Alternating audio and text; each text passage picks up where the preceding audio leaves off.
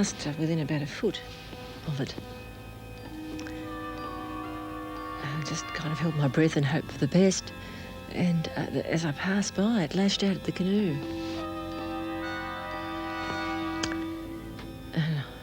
Several times, and I was just terrified. I didn't know what to do.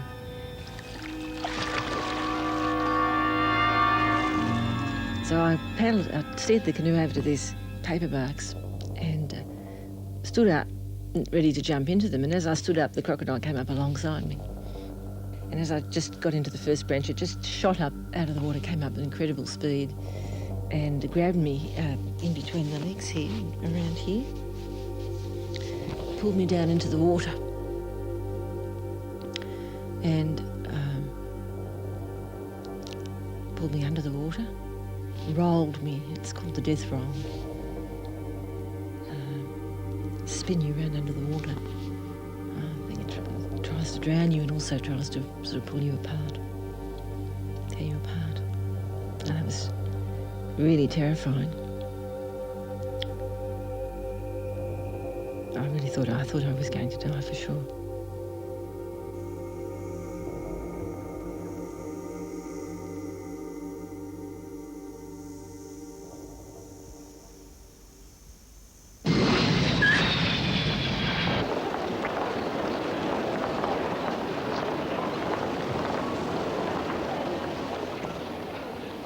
Val Plumwood is about to return to Kakadu.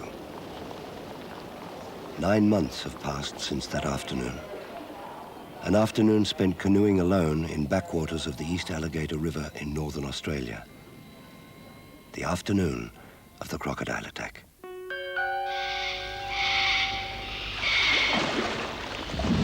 don't know how long the roll lasted. It seemed to last a long time. Anyway, we came up eventually. And because I was hanging onto the mangrove, I was able to pull away from it quite quickly once it slackened its jaws. And I dodged around the back of the mangrove and I climbed the paperbark again. I didn't think I could climb the bank, so I got up into the paperbark. And at almost exactly the same point, I reached almost exactly the same point when it was just like a complete replay. It came up again, shot up out of the water with jaws. I've never seen the jaws and teeth, and got me again. So this time it got me around the side. That's why I've got that rather strange-looking thigh. And I felt sort of hot sensation, but I didn't have time to think about it because it just pulled me down again, and it was all blotted out by the third roll.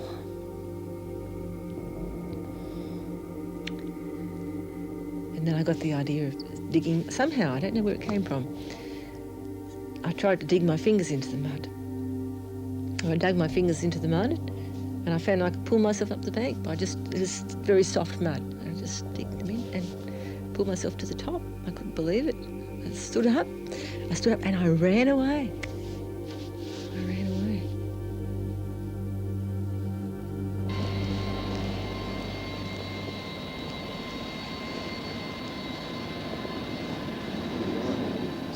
Val Plumwood is an experienced bushwalker. She teaches environmental philosophy at a Sydney university, and her first visit to Kakadu National Park was prompted largely by professional interests. This time, it's to be a more personal journey.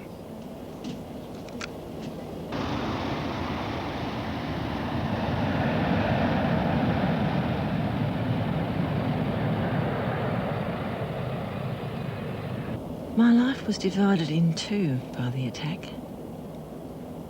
For years, I'd been writing and teaching in the cities about the importance and value of wilderness. I'd always felt at home in the bush and found joy in wild places. But since the attack, I've felt uneasy about being alone out there. Something in my life feels incomplete, and it'll be good for me to go back and work through those fears.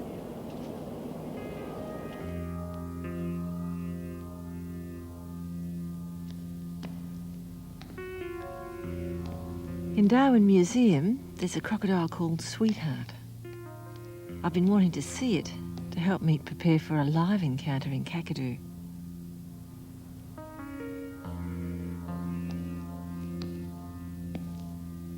pretty scary. I know that one's dead, I guess. But I wouldn't be prepared to go too close to it.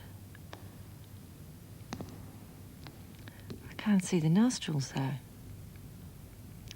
At one point, when it had hold of me, I jammed my fingers into the nostrils. But I can't see them on that one. It really makes you think of dinosaurs, though. Beautiful, flecked golden eyes. I got a good look at the eyes of mine. When I was standing up in the boat, ready to jump into the tree, it came up alongside me, and we stared. Then I jumped into the tree, and it came up after me.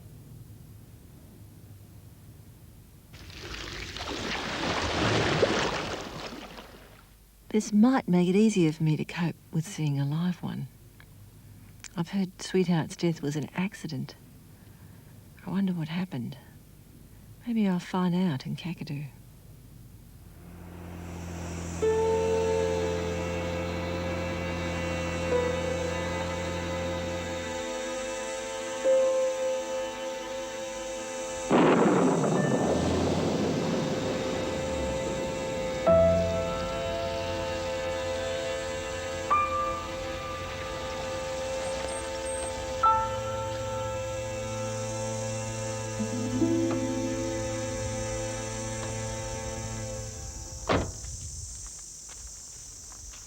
I think it's going to be really good for me to come back. It's a way to put that incident into the past. I couldn't do that down south. But here, it'll come into perspective. It won't just remain a frozen memory of something frightening and terrifying. Yes, I think it's really good for me to come back.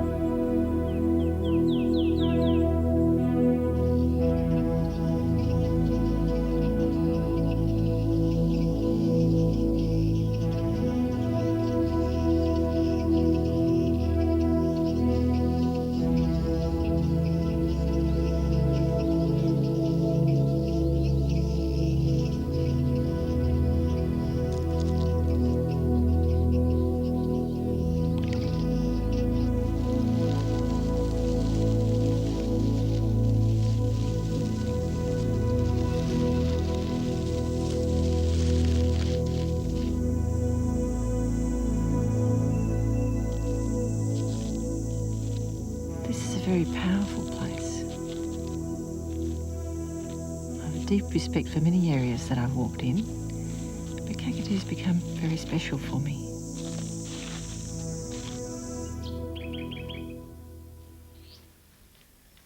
Last time I was here, I did a walking trip alone for several days near the Arnhem Land Escarpment. Some call it the Stone Country. It's tremendously dramatic country. It really grips you. And because I was on my own, these feelings were intensified. That's one of the great things about solo walking. I knew this was a strong place and you had to be careful. But I didn't expect to have that brought home to me quite so dramatically. Sightseeing in day walks are one thing, but I haven't done any long solo bushwalks since the attack. I've only walked with other people. I think I could do it down south all right, but up here, I'm not so sure.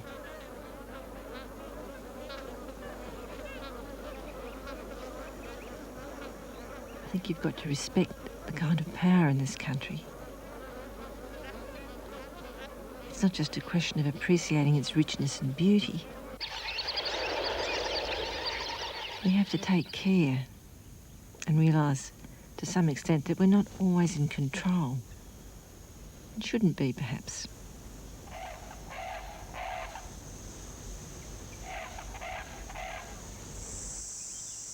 For me, the crocodile has become an important symbol of all that. It's a very powerful force here.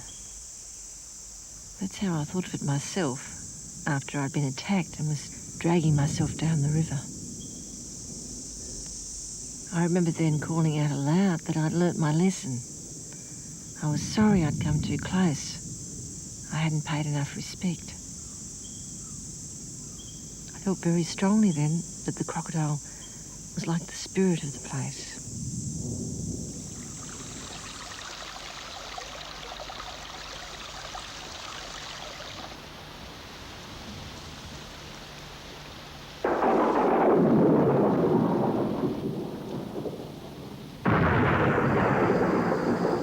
After I'd run for a while, I stopped to check what was wrong with me and found my left leg was in pretty bad condition.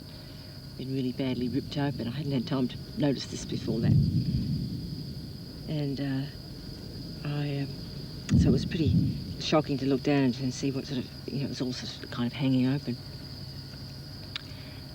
So I put on a tourniquet and I felt immensely elated, of course, to have got away from it at that stage because I thought that it had me that I was certain to die.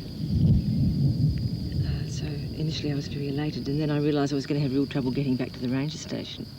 When I got there, it was just on dark and there was no canoe.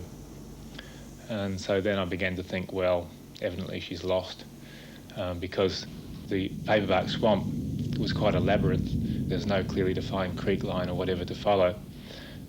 It didn't take us very long to launch a boat, and with lights we headed on upstream. Well, I had to stop after a couple of hours because I was getting so weak. I knew I was going to just collapse if I didn't stop, so I had to look for a place to lie down and stop.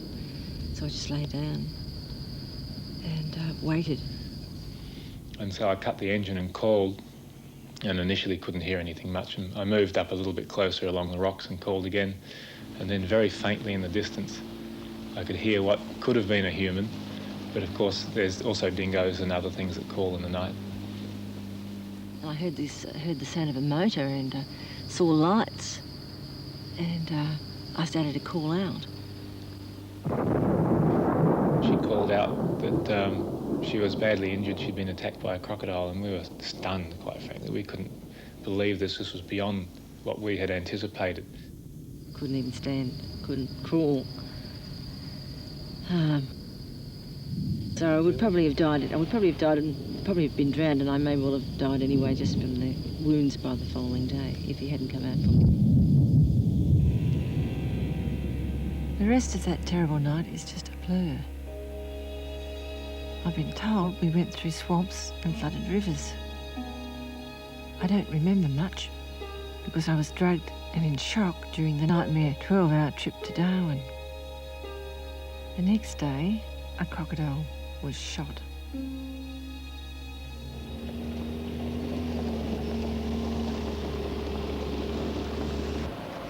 It was 2 months before I finally left hospital. During that time, my anger at the shooting of that crocodile increased. It seemed such a pointless thing to do. I wonder if the crocodile in Darwin Museum suffered a similar fate.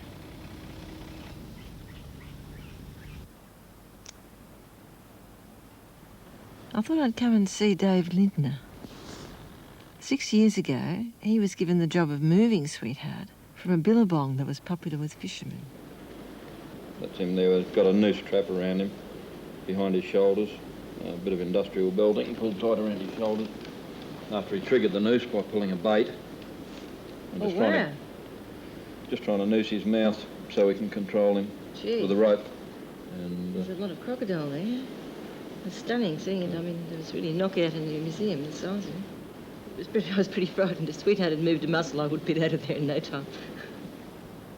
He'd been chewing boats up for about 4 years at that time, attacking boats. Did he try to attack the people in them?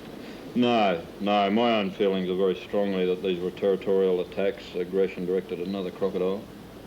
But them sweetheart, I don't think ever probably attacked anybody. We don't really know that. That's interesting, isn't it? It attacked the boats, but it didn't attack the people, even when it could have. When you listen to an outboard low revving and you listen to a crocodile territorial growl, it's a very low rumbling growl. They are similar. Mm-hmm. And they make a low rumbling growl. Yeah, throaty sort of a growl. It's no bella or anything. I thought I heard that from the one that was attacking me, actually. Oh, I wouldn't be surprised. Only I was That'd be interesting if it was, though, because it would indicate aggression rather than predatory. We'd hit it with flaxidil, which is a anaesthetic, and we started dragging the animal over. We had to take it across the billabong to our truck, and at that stage I would say Sweetheart got a belly full of water. Its nose never went under, but it got a belly full of water somehow. I mean... That's you there, is it, Dave? Yeah, that's me. That must have been pretty scary doing that. Oh no, he's well trussed up there. None of the valves that shut in diving or anything in a crocodile work while they're under anaesthetic. They come out of anaesthetic to the point where they can be aggressive and dangerous, but these valves still don't work. You release them into a billabong, they go down and they drown. And that's what happened with this one. But I was very disappointed in the Sweetheart case that such a big crocodile couldn't have been protected out of its Sweetheart's death seems to have been pretty unnecessary, like the death of the one that attacked me. Some people find it a real affront that anything should be around that can attack a human being. We wind up having vendettas against the whole species after someone's attacked.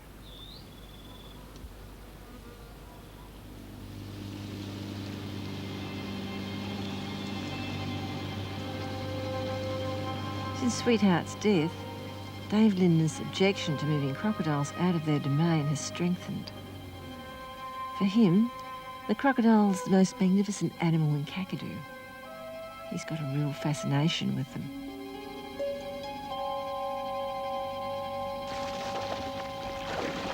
Crocodiles are part of this incredibly rich and diverse system here. Something I think we've just got to see is having some value in their own right. Not just something you can have or keep or get rid of because it's inconvenient for human beings.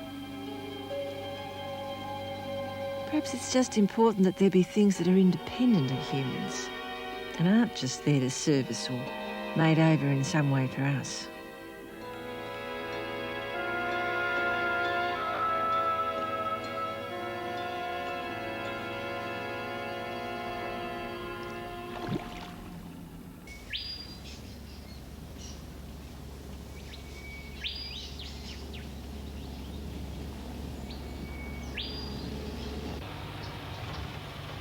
When I was up here last, I stayed with Mick Austin before the attack.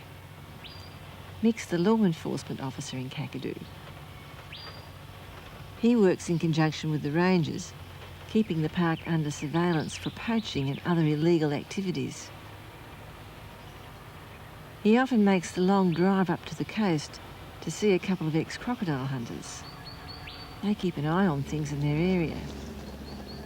With 13,000 square kilometres to look after, I guess he needs all the help he can get.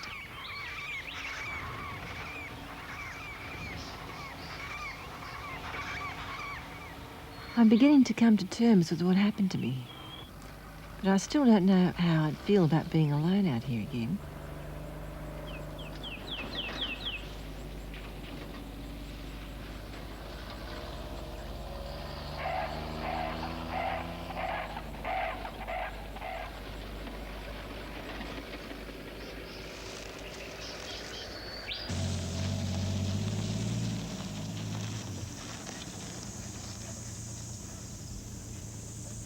The drive out here takes several hours. Mick's told me about Fred and Bob and this place where they'll probably live out their lives. Surrounded by relics of hunting days, they've seen the saltwater crocodiles coming back around the beaches and estuaries of the great tidal rivers.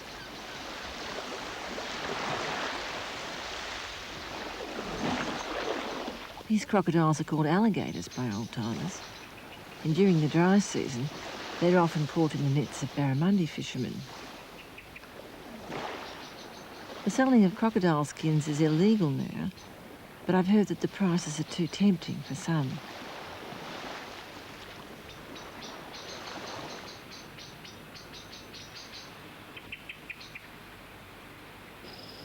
Oh, I've done all sorts of stupid things, buffalo shooting and crocodile shooting and all that. Sounds like a fairly hard life. The alligators are not that hard, the mosquitoes are the hardest. All night shooting. Mm-hmm. You tracked them with a spotlight? Or? Spotlight, yeah. Yeah. Nothing to it, really. And you just shot them. Were there any problems in it? Oh, sometimes. Dangerous? Oh, I wouldn't say dangerous. How did Range shot from here to Mike, because you shoot from, say, a 6-foot range, you can always tell a killer shot, you see blood straight away. So What about this one that, when you fell out of the dinghy, how did that happen? Well, he was shot, but he wasn't shot properly. He only shot with a 22. Right. He's only wounded.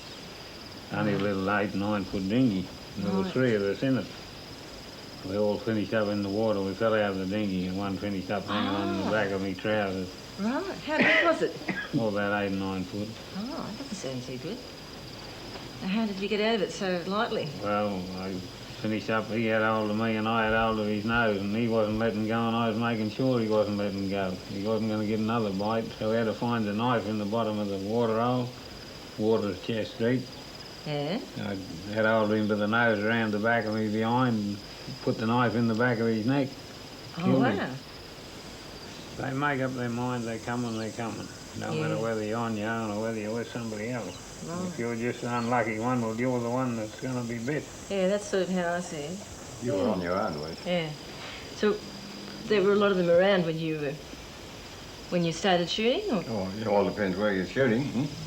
But most places there were plenty of crocs, no worries. And what happened is, as hunters, Bob and Fred had to try and understand the crocodile and its habits. That led to a certain amount of respect for the animal, I guess. But it wasn't much consolation for the crocodiles.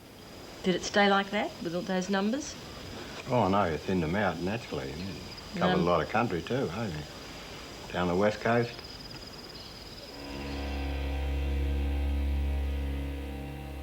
It was the skins they were all after. From what I've heard, they came pretty close to wiping out the crocodile up here. By the 1970s, the waterways of Kakadu were just about emptied of them. It was protection that saved them.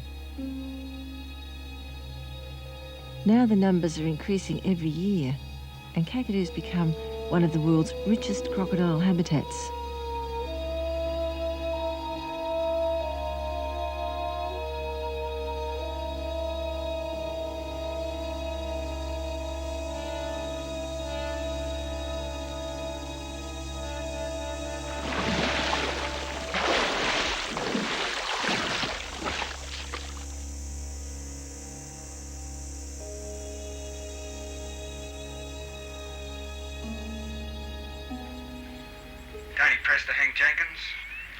Tony Jenkins. Copy, Tony. Roger, Hank, how's things out at the trap this morning, over? Well, we've got one, mate. I can't really estimate its size. It's underwater at the moment. Over. The National Parks people are doing a lot of crocodile research up here. One of the things they're looking into is what happens if you move a problem crocodile out of its territory. No one really knows whether they'll come back or not.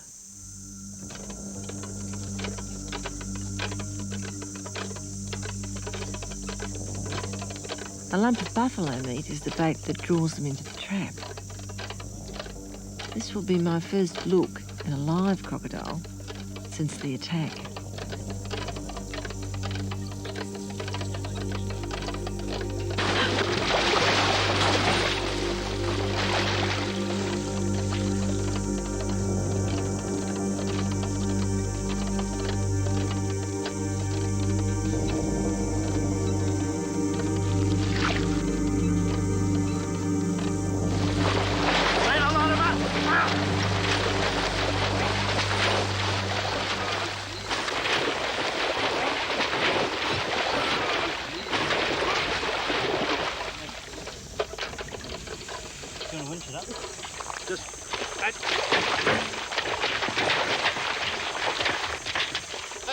the occasion, you bet. Why are you standing on that? Come around here.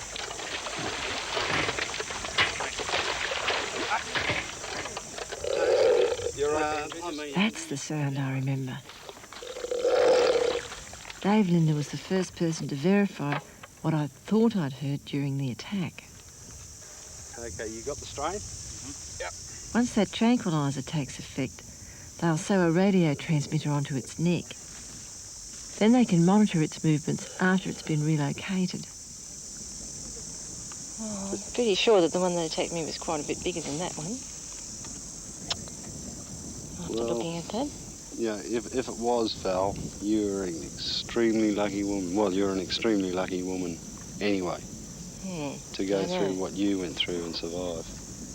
The power that those animals there have got has to be seen to be believed. And but the head is not as big as I recall, and the head and the jaws are quite a bit bigger. It's hard for me to see the total length because it was under the water except when it jumped. Yeah.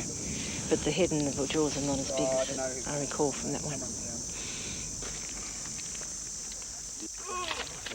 I guess I expected to be more frightened than I am.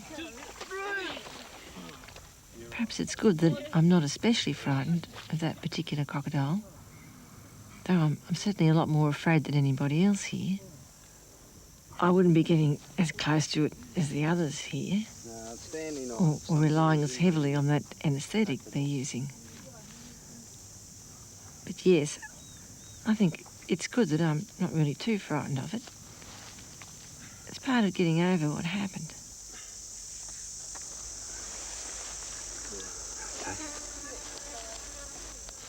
The whole idea of relocating problem crocodiles strikes me as being a bit worrying.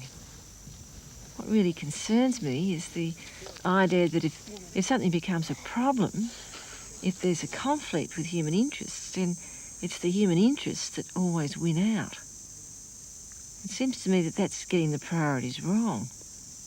For me, one of the things that's important to respect is the independence of the natural world. Its capacity to go on in a way that's independent of us. That's a really important part of our relationship to it. But if it all becomes just managed, just another managed wild farm, then that's not the way it should be. Watch its back leg. That's it. Well, he's transmitting, hang on.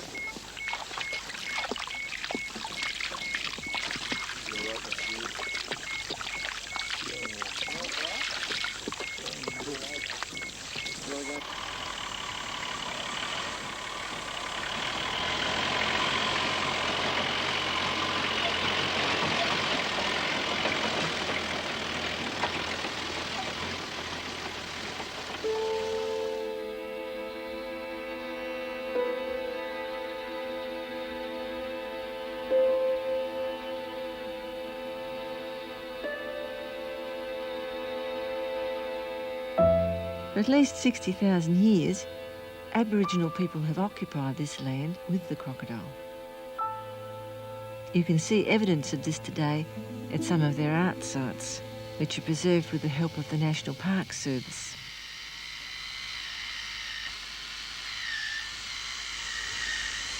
This painting here, can you tell me a bit about this crocodile painting? Well, this painting's going to be there forever, I reckon. Story is, in dreaming days, a long time ago, he was a man first, you know. This bloke here was a heavy sleeper. He was sleeping all day. And I tried to wake him up. Wake up, come on, we gotta go. He just stayed there, he was sleeping. And then the rainbow bird, he went up there to get the fire stick, you know. He set a fire, crocodile got burnt. Then he raced up into the water. And that's when he got all them blisters, all them lumps on his back. Toby Gangali is one of the traditional owners of Kakadu. They've leased the area to Australia as a national park. But Toby and others remain the guardians of sacred places, like the home of the rainbow serpent. That thing can go anywhere, kill everybody, you know. You know it's going to be very dangerous for everyone. That's the story, you know. That's why we won't let everybody go up there. I don't go up there myself. One does have to realise that this is a park in which there are a lot of Aboriginal sites, and the priorities of Aboriginal people are very important. For my solo walk last year, I didn't resent having to get a permit or having my route checked out beforehand. It's a pretty fair thing to safeguard against bushwalkers infringing on places they shouldn't go into.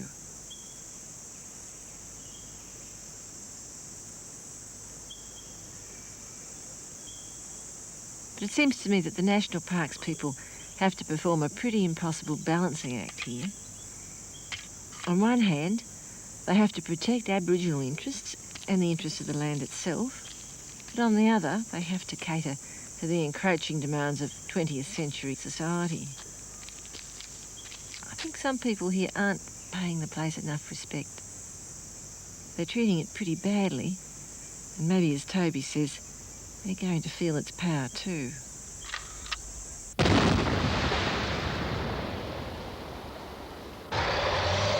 There's an overconfidence there, and a feeling that human beings can do anything to the natural world they like and get away with it.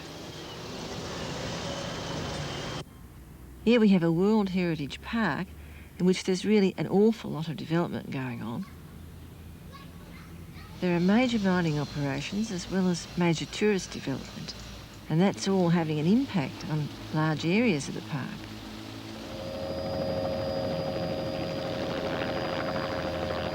I guess the rangers work on the front line of that dilemma. James Walker was one of my rescuers.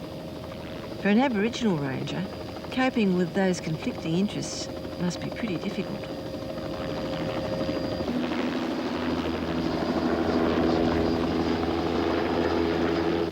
One of the legacies of European settlement in this area is feral animals.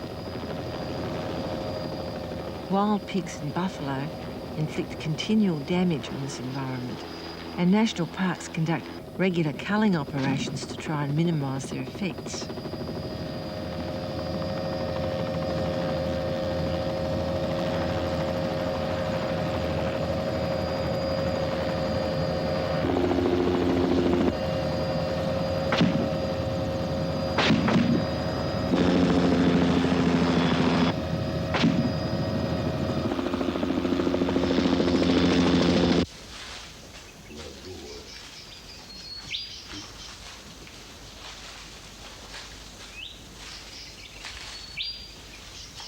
A friend of mine has been working with Big Bill Nagy and has arranged for me to meet him. Bill's an elder of the Kakadu people who gave their name to the area. I'd arranged to spend time with him on my first visit, but the attack put an end to that. A lot of Bill's ideas have been recorded and published, and I've been making use of some of them in my teaching.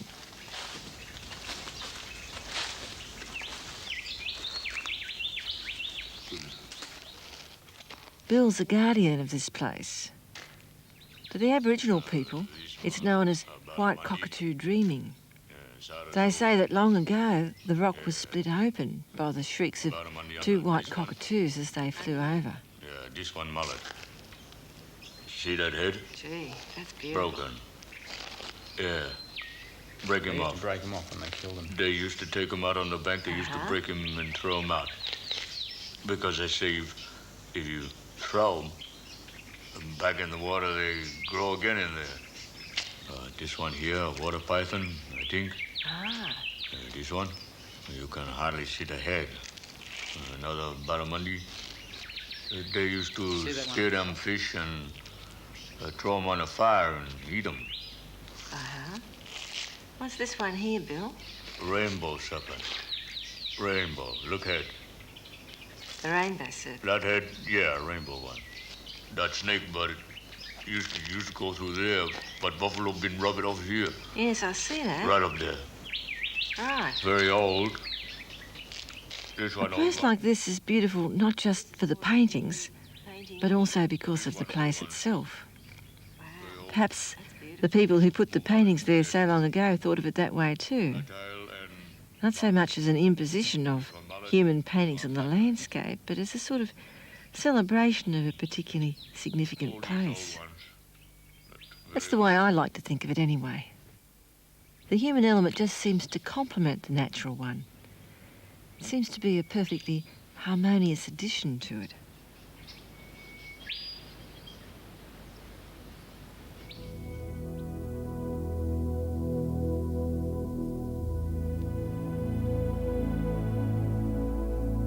For Big Bill, it's really important that the stories and ideas about this land survive. He can see them coming under increasing threat, and he passes on his knowledge with great urgency.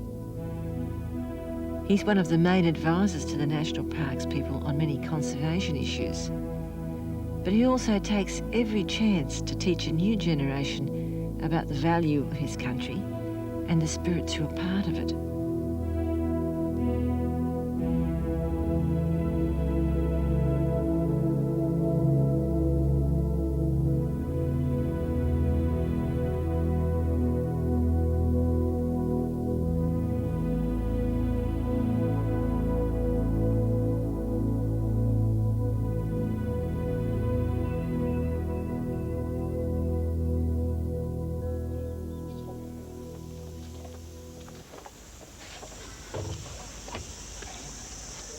I feel I've come to terms enough with what happened to me to face going out on the water again. A strange feeling. I'm not sure whether I want to see a crocodile or not. I guess it feels all right with Nellie and Peter here, but I hope I don't get too scared if one does appear.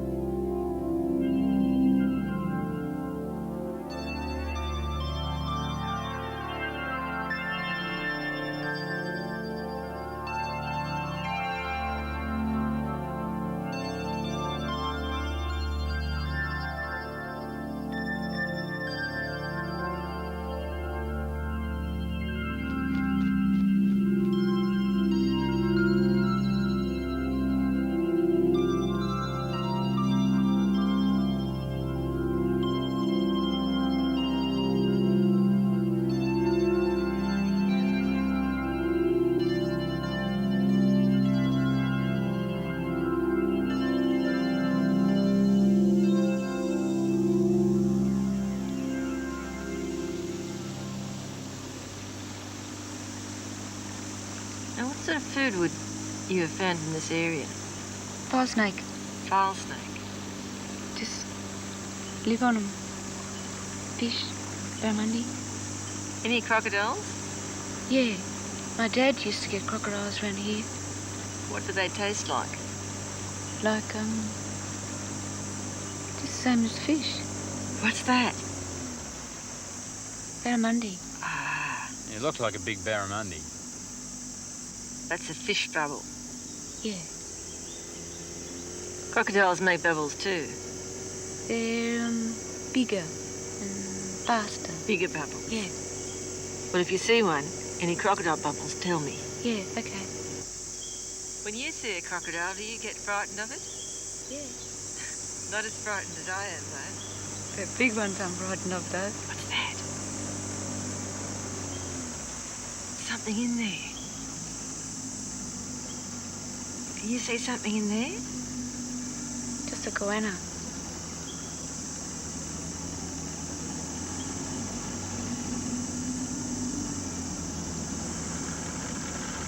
Pretty shallow here. You see the fish moving around. Yes, I suppose it's the sort of place where you wouldn't want to sort of encounter a crocodile too, isn't it? Oh my God. You're right, you're right.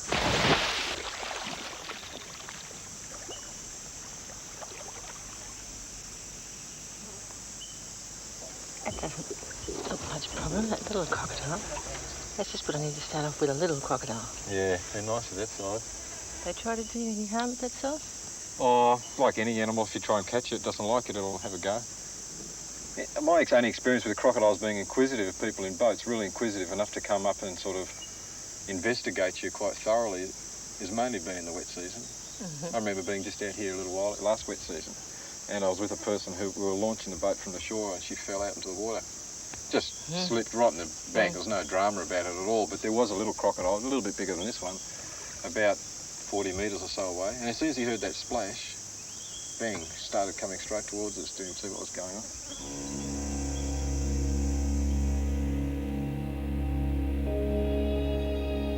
This land brought up crocodile, river, fish. They live together in the water. This Kakadu, land for the crocodile, because crocodile was staying here many, many years. He brought up all this, so he belonged to this river. So you reckon that crocodile, it belongs to this country, it's got a place in this country? When he grow up, he stay. So if you shift him to other place, he might be worrying.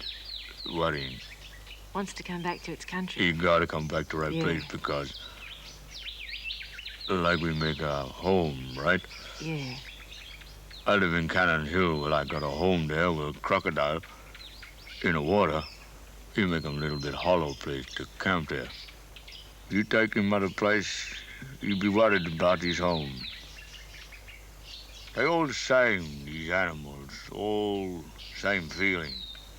A tree, he can listen, that tree. Leaf, he can listen. While you go sleep till you waken, well, you got pump in the blood, That tree got water too, that is blood. Plenty people, they don't understand this. If you start spoiling this country, what'll happen? Oh, I might feel funny, worry me, might get worse and worse sick, or might be terrible headache. Because Spirit's watching us. If I do wrong, don't look after this country, will I get punished?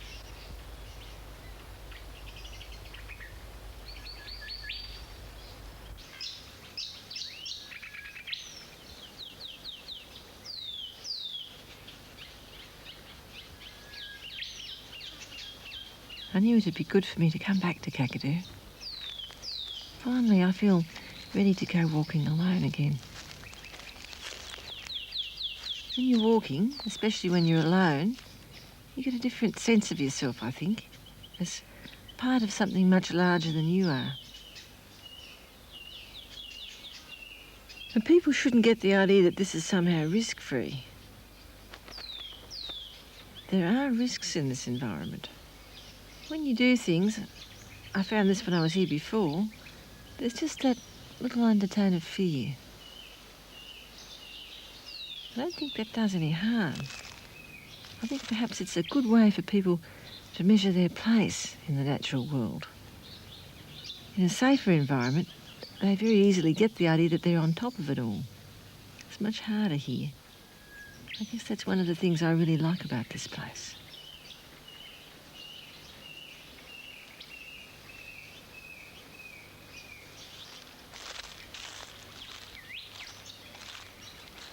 I think there's a reason to respect the independence of nature, regardless of whether humans derive enjoyment from it or not.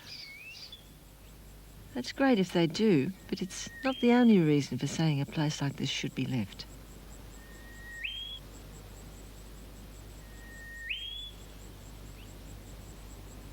Big Bill said animals and trees are like us. He said the rocks grew here. The rocks are something to respect too. They're not just rocks. They're part of an ongoing process that goes back over huge periods of time, which is the basis of this whole system. We've got to make sure we don't interfere with that.